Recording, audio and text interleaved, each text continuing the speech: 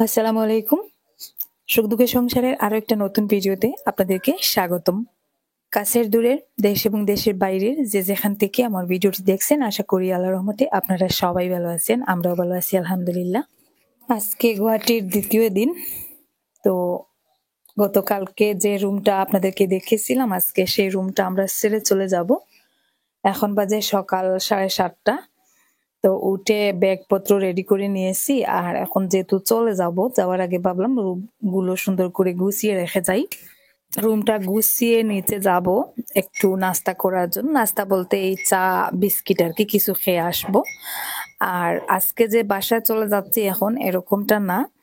তো মানে রুমটা ছেড়ে দিব, যেহেতু আজকে সারাদিন আমরা ঘোরাঘুরি করব। ডাক্তার দেখানোর কাজ গতকাল শেষ হয়ে গেছে।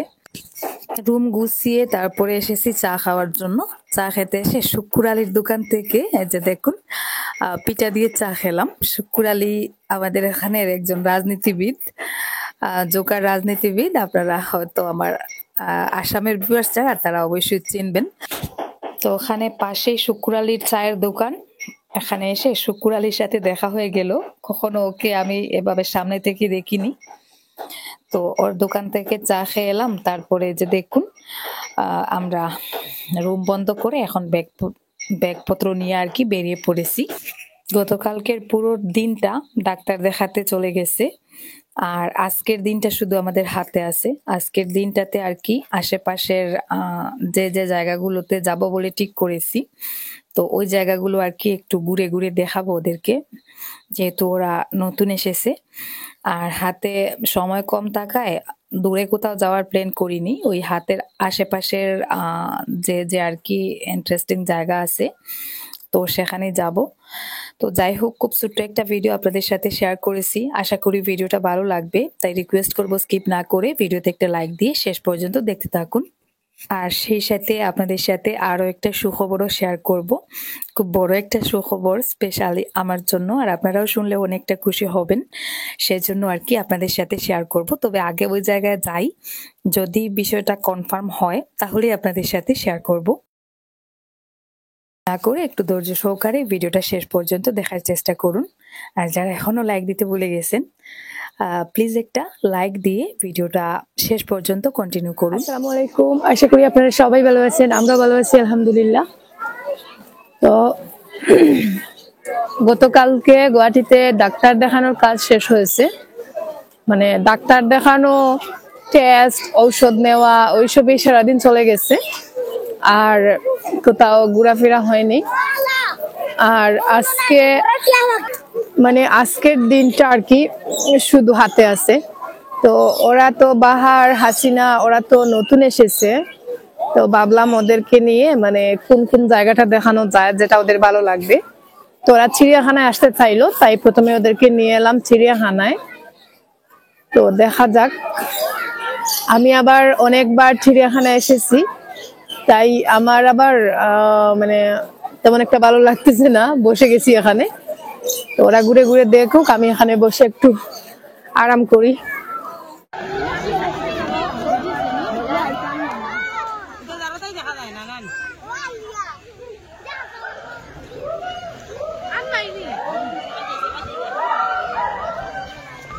ওখানে ইয়া কয় আর নাই না, ও উপরে যে সারা মহাল রইল।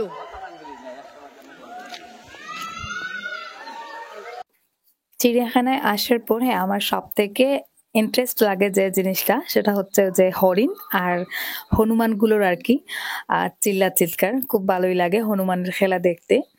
আর এখানে দেখুন হাতের পাশেই কয়েকটা হরিণ ঘোরাফেরা করতেছে, আর মানুষকে দেখলেই ওরা এভাবে মুখ বাড়িয়ে আর কি খাবার খেতে চায়। আমার কাছে কিছুই ছিল না, শুধু বিলিতি বড়ই ছিল, তো সেই একটা বড়ই দিচ্ছি।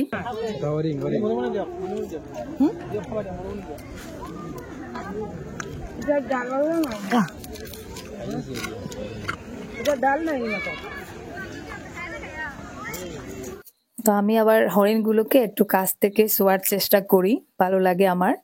আর আজকে চিড়িয়াখানাতে অনেক বেশি ভিড়। ওই যে আমাদের প্রাক্তন প্রধানমন্ত্রী ডক্টর মনমোহন সিং মারা যাওয়ার কারণে সরকারি অফিস আদালত ওই জন্যই আর কি দেখা গেছে চিড়িয়াখানাতে ভিড় বেড়ে গেছে।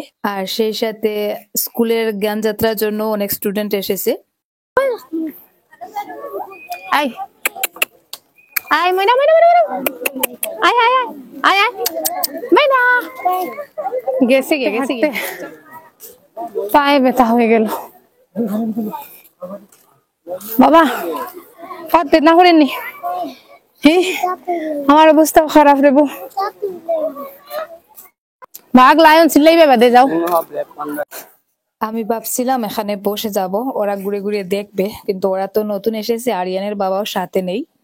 আরিয়ানের বাবা একটা স্পেশাল কাজে গেছেন, তো আমি ওদেরকে নিয়ে এসেছি এখানে, আর উনি ওইদিকে আর কি অন্য জায়গায় চলে গেছেন।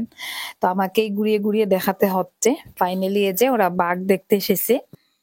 আরিয়ান তো আগে দেখেছে, আর হাসিনা, শারমিন, তারপরে রুজি, ওরা তো ফার্স্ট টাইম এত কাছ থেকে বাঘ দেখতেছে, তাই ওরা এত খুশি। এই যে দেখুন বাঘকে ডাকাডাকি করতেছে, মানে এত ইন্টারেস্ট নিয়ে দেখতেছে।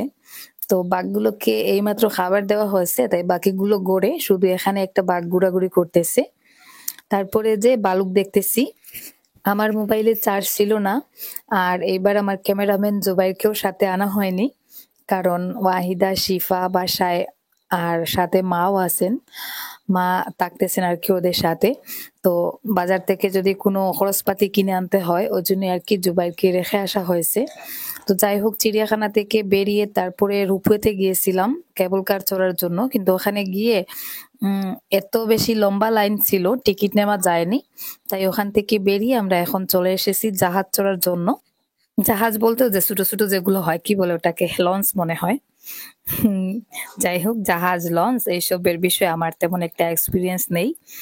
আর এটা হচ্ছে ব্রহ্মপুত্র নদী, নদী না সরি নদ। তো এখানের বালুগুলো দেখুন এত সুন্দর, মানে হাত দিয়ে এভাবে খেলা করতে ইচ্ছা করছিল। আর বিকালের পরিবেশটা এত সুন্দর লাগতেছে, দেখুন সূর্য অস্ত যাচ্ছে, আর ঠিক ওই সময় আমরা এসেছি এখানে। এত সুন্দর লাগতেছে, দেখুন চারপাশটা একেবারে লাল হয়ে গেছে।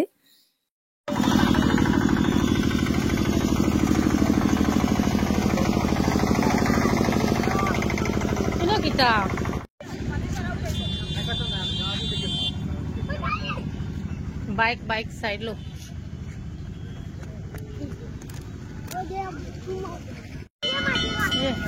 যাও যাও আস্তে যাও আস্তে যাও বাইক বাইক এই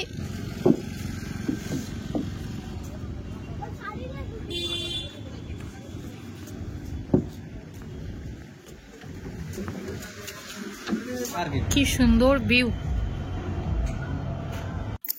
অনেকদিন থেকে ইচ্ছা ছিল ঠিক ওই সময়ে যখন সূর্য অস্ত যায়, তখন মানে ব্রহ্মপুত্রর রংটা দেখবো কেমন লাগে। তো যাই হোক, ফাইনালি আজকে এই ভিউটা কাছ থেকে উপভোগ করতে পারলাম, ভালোই লাগলো। তো আমরা এখন এই যে জাহাজে উঠে গেছি, আর জাহাজটাও ছুটে গেছে ওই পাড়ের উদ্দেশ্যে। অনেকে বলতে পারেন যে এখানে এত দূরে গিয়ে জাহাজ চড়ার কি আছে। তো জাহাজ চড়াটা মানে আমাদের কাছে কতটা মজার বিষয় সেটা আপনারা বুঝবেন না, কারণ আমাদের এদিকে তো দেখতে গেলে তেমন নদীও নেই, পানিও নেই, পাহাড়ি অঞ্চলে আমরা থাকি, ঠিক মতো নৌকা চড়াও হয় না আমাদের। আর শখ করে যদি একদিন নৌকা চড়তে যাই, সেটা আসলে আমাদের কাছে অনেক আনন্দের একটা জার্নি হয়। তো জাহাজ চড়াটা তো আরো বেশি আনন্দের। তো আমরা আসলে যে জায়গায় থাকি পানিও ঠিক মতো দেখা যায় না, আর একটা নৌকা তো নেই বললেই চলে। তো ওই জন্য আর কি এই বিষয়গুলো আমাদেরকে অনেকটা আনন্দ দেয়। আর যারা তো রেগুলার পানির আশেপাশে থাকেন বা নদীর আশেপাশে থাকেন, তারা তো তাদের কাছে জাহাজ চড়া, নৌকা চড়া এটা তেমন কোনো ম্যাটার করে না। তো ওই যে দেখুন এখানে বসে বসে আমরা খাবার খাচ্ছি, বাচ্চারা ললিপপ খাচ্ছে, আর আমার খুব ক্ষুধা লেগেছিল। সেই সকালে লুচি খেয়েছিলাম, লুচি না, চা বিস্কিট খেয়েছিলাম, এখনো কিছু খাওয়া হয়নি। তো বসে বসে কেক কাটছিলাম আর নদীর সুন্দর ভিউটা উপভোগ করছিলাম। তো সরি আমি বারবার নদী বলতেছি, এটা কিন্তু নদী না, এটা নদ। তো ছোটবেলা বইয়ের পাতায় মানে এই মহাবাহু ব্রহ্মপুত্রের অনেক নাম শুনেছি, কখনো চোখে দেখা হয় নাই। আর মানে সেই ছোটবেলা থেকে মনের মধ্যে ব্রহ্মপুত্র নদের একটা ছবি এঁকে নিয়েছিলাম যে নদটা কিভাবে হতে পারে। তো যাই হোক, ফাইনালি বারবার এখন এই গুয়াহাটিতে আসার সুবাদে আর কি নদীটাকে কাছ থেকে দেখা হচ্ছে, ভালোই লাগতেছে। ছোটবেলা মানে বইতে পড়েছিলাম, আমাদের মহাবাহু ব্রহ্মপুত্র নামে একটা চ্যাপ্টার ছিল। তো ওই চ্যাপ্টারটা পড়ে পড়ে মানে ওই নদীটার সম্পর্কে এত বেশি ইন্টারেস্ট জেগেছিল, তাই এখনো মানে গুয়াহাটিতে এলেই নদীটাকে দেখতে ইচ্ছা করে।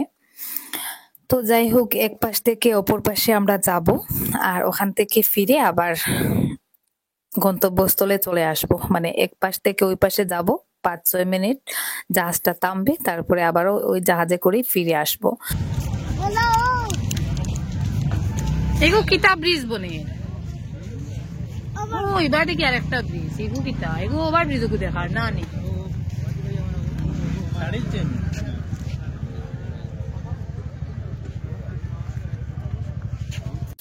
আজকের সারাদিন টুকটাক ওদেরকে ঘুরিয়েছি, মানে যেখানে পারছি নিয়ে গেছি। তো আর সময় নেই, এখান থেকে বেরিয়ে আমরা পল্টন বাজারে যাব, টুকটাক একটু বাজার করব। শিফা, ওয়াহিদা, জুবাইর মা ওদেরকে বাসায় রেখে এসেছি, যাওয়ার সময় তো কিছু একটা নিয়ে যেতে হবে। তো টুকটাক শীতের বাজার করব। আর তারপরে আর কি আমাদের ট্রেনটা হচ্ছে রাত 11:55। আমাদের লঞ্চটা বলবো না জাহাজ বলবো ঠিক জানি না, তো যাই হোক যেটাই হোক লঞ্চটা ছেড়ে দিয়েছে। তারপরে দেখুন আমরা রুমে এসে ড্রেস চেঞ্জ করে রেডি হয়ে খাবার মানে রাতের খাওয়া দাওয়া করে ব্যাগপত্র নিয়ে স্টেশনে চলে এসেছি। এখন বাজে 11:35। 11:55 আমাদের ট্রেন। তো ঘুরে ঘুরে আমাদের সিটগুলো খুঁজছিলাম কোন কামরাতে পড়েছে। তো তারপর দিন সকালবেলা দেখুন বাচ্চারা বাদাম খাচ্ছে, জালমুড়ি খাচ্ছে, আর এখন বাজে মনে হয় সকাল 9:30। আরো 1-1.5 ঘন্টা পরে আমরা বদরপুর স্টেশনে পৌঁছে যাব। তো আপনাদেরকে সুখবরটা বলা হয়নি, যে সুখবরের কথা আমি প্রথমে বলেছিলাম। তো আমরা আসলে বাংলাদেশে যাওয়ার জন্য আর কি একটা প্ল্যান করেছি। আর বর্তমানে তো ইন্ডিয়া থেকে বাংলাদেশে আসার মানে ভিসা পাওয়া যাচ্ছে না, ইন্ডিয়া বাংলাদেশকে ভিসা দেওয়া বন্ধ করে দিয়েছে, আর বাংলাদেশ এখনো মানে ভারতকে ভিসা দিয়ে যাচ্ছে। তো সেই সুবাদে আর কি আমরা ভাবতেছি 2-3 দিনের জন্য একটু বাংলাদেশে যাব। ওখানে আমাদের খুবই রিলেটিভ, খুবই প্রাণপ্রিয় ভাইয়ের আর কি ছেলের বিয়ে। তো মেয়ের বিয়েতেও যেতে পারিনি, ওই সময় ভিসা পাইনি, তাড়াহুড়োতে ভাইয়ের মেয়ের বিয়ে হয়ে গিয়েছিল, যেতে পারিনি। তো ওনারা মনে মনে হয়তো খুবই কষ্ট পেয়েছিলেন। আর এইবার ভাবতেছি যাব, যেভাবে হোক মোটামুটি এইবার বিয়েতে অ্যাটেন্ড করব, ভাইয়ের বিয়ে বলে কথা। তো ওর জন্য আর কি এখানে ডাক্তার দেখানোর কাজও হয়ে গেল, আর ভিসার জন্য আর কি অ্যাপ্লাই হয়ে গেল। তো আমি আসার আগে জানতাম না যে ভিসা পাওয়া যাবে কিনা, কারণ বর্তমানে তো ইন্ডিয়া বাংলাদেশের মধ্যে যে পলিটিক্যাল সমস্যাগুলো চলতেছে, তো ওর জন্য আর কি আমি একটু টেনশনে ছিলাম। তো যাই হোক ফাইনালি আমরা ভিসাটা অ্যাপ্লাই করতে পেরেছি। তো আমরা আগে যাকে দিয়ে আর কি ভিসা করিয়েছিলাম, পাসপোর্ট করিয়েছিলাম, তো উনি আর কি ভিসাগুলো তৈরি করে দিবেন। আর ভিসাগুলো পেয়ে গেলে আমরা মোটামুটি জানুয়ারির দিকে আর কি বাংলাদেশে চলে যাব। যিনি ভিসাগুলো মানে তৈরি করে দিচ্ছেন উনি বলেছেন 5-6 দিনের ভেতর ভিসা হাতে পেয়ে যাব। তো এটা শুনে সত্যি অনেকটা খুশি হলাম।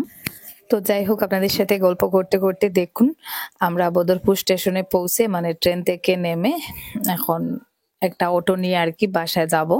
এই যে দেখুন ছোট্ট বুড়িটা কিভাবে সিঁড়িগুলো বেয়ে বেয়ে উঠতেছে, মানে ওর বাবার হাত ধরবে না, ও একা একাই যাবে। ও ছোট হলে ও বয়সের তুলনায় অনেকটা স্মার্ট। তো যাই হোক এখন কত সময় বাড়িতে যাব সেই চিন্তায়, 2-3 দিনে মনে হচ্ছে অনেকগুলো দিন বাড়িতে নেই।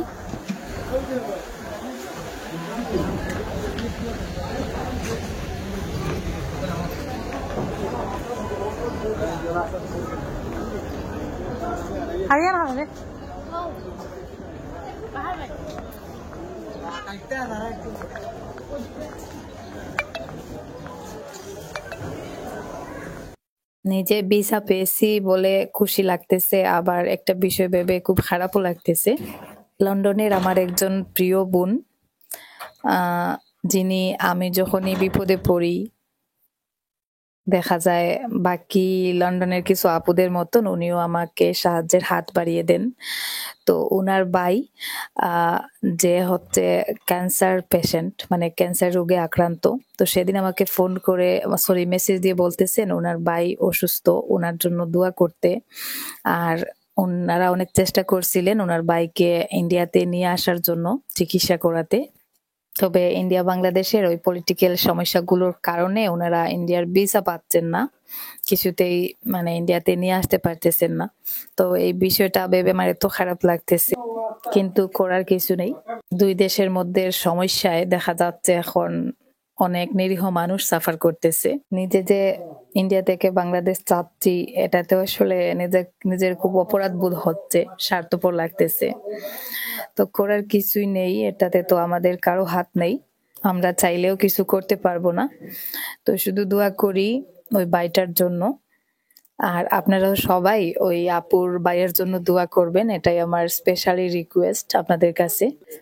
তো যাই হোক, দেখুন গল্প করতে করতে আমরা বাড়ি অবধি পৌঁছে গেলাম। হাসিনা ব্যাগ বইতে বইতে গুয়াহাটির গুয়ামা ঘুরে গেছে একবারে। ব্যাগ বইতে বইতে গুয়াহাটির গুয়ামা ঘুরে গেছে হাসিনার। হিগু বইলি কি লাল লাই জানো না, আমি কইগু লইয়া দেখি তাইতে না হয়ে যায়।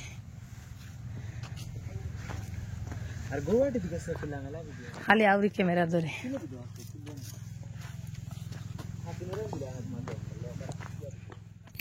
খুব ক্ষুধা লেগেছে, এরা দেখুন বাসায় এসেই হাত পা ধুয়ে খাবার খেতে বসেছেন, মানে সবার আগে আরিয়ানের বাবা। তো এখন হচ্ছে খাওয়া দাওয়া করব, ওনারা আগে খেয়ে নিচ্ছেন, আমি একটু ফ্রেশ হব, গোসল করব, তারপরে খাবো। তো যাই হোক, আজকের মতো এই পর্যন্ত। আপনারা সবাই ভালো থাকুন, সুস্থ থাকুন, দেখা হবে নতুন ভিডিওতে। আল্লাহ হাফিজ, আসসালামু আলাইকুম।